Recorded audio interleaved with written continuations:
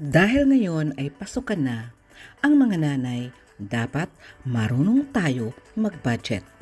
Tuturuan ko kayo gumawa ng sandwich out of 3 hotdog.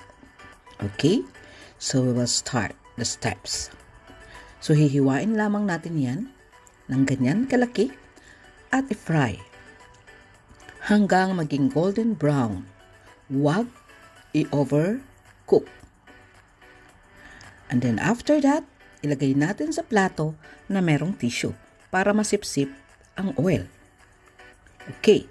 And then you need to prepare cucumber, tomato, and onions. Ganyan ang pagkahiwa. Manipis lang. Parang gagawa tayo ng burger. And then, kailangan natin ng tinapay na pahaba. Ang tawag dyan ay samon dito sa UAE. At ikat natin ang pahaba, katulad nito. And then mag-prepare tayo ng ketchup at saka mayonnaise.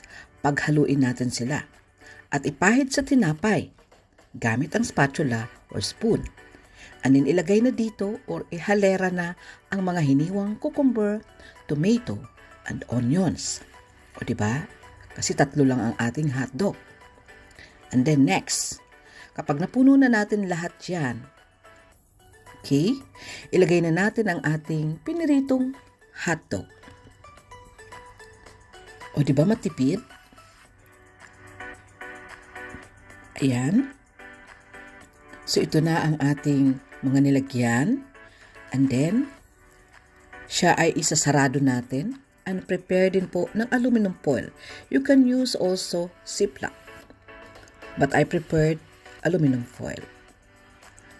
At iro-rolyo lamang natin yan ng ganyan. O diba? So ayan, meron na pang baon para sa ating mga anak. Sigurado na magugustuhan nila ito, kaya subukan mo na. God bless everyone!